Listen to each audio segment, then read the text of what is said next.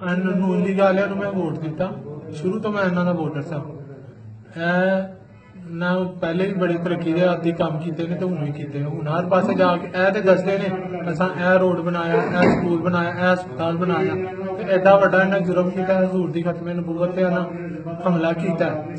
ਤੇ ਕਿਉਂ ਇਹਨਾਂ ਨੇ ਕੀਤਾ? ਇਹਨਾਂ ਨੂੰ ਅਗਰ ਇਹ ਇਸ ਕਾਬਲ ਨਹੀਂ ਤੇ ਅਸੈਂਬਲੀਆਂ 'ਚ ਕਿਉਂ ਜਾਂਦੇ ਨੇ? ਤੁਸੀਂ ਸਾਰੇ ਇੱਥੇ ਦੋਸਤ ਬੈਠੇ ਹੋ, ਤੁਸੀਂ ਆਪਣੀ ਡਿਊਟੀ ਦੇ ਰਹੇ ਹੋ।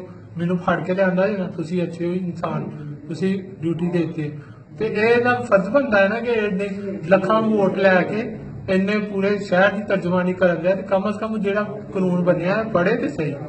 ਅਗਰ ਇਹਨੇ ਪੜ੍ਹਿਆ ਨਹੀਂ, ਪੜ੍ਹ ਕੇ ਸਾਈਨ ਕੀਤਾ ਫਿਰ ਤਾਂ ਮੁਜਰਮ ਹੈ। ਅਗਰ ਇਹਨੇ ਬਗੈਰ ਪੜ੍ਹੇ ਕੀਤਾ ਤਾਂ ਫਿਰ ਉਸ ਤੋਂ ਵੱਡਾ ਮੁਜਰਮ ਹੈ।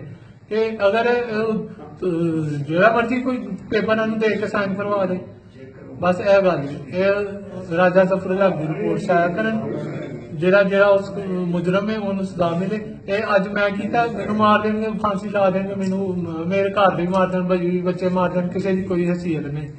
ਤੇ ਮਗਰ ਇਹ ਕੱਲ ਨੂੰ ਫਿਰ ਕਿਸੇ ਜਗ੍ਹਾ ਤੇ ਜਾਣਗੇ, ਇਹਨਾਂ ਨਾਲ ਇੰਜ ਹੀ ਹੋਣਾ ਹੈ। ਪਬਲਿਕ ਡੀਲਿੰਗ 'ਚ ਜਾਣ ਹੀ ਨਾ, ਤੋਬਾ ਕਰ ਲੈਣ। ਜਦੋਂ ਤੱਕ ਤੋਬਾ ਨਹੀਂ ਕਰਦੇ ਇਹ ਪਬਲਿਕ 'ਚ ਜਾਣ ਹੀ ਨਾ।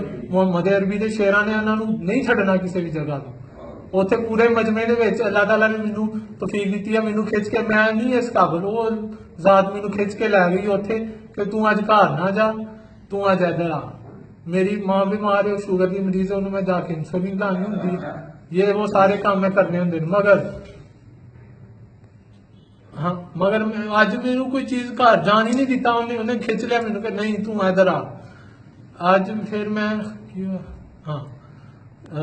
ਜ਼ੋਹਰ ਦੀ ਨਮਾਜ਼ ਮੈਂ ਪੜ੍ਹੀ ਤੇ ਫੈਕਟਰੀ ਆ ਗਿਆ।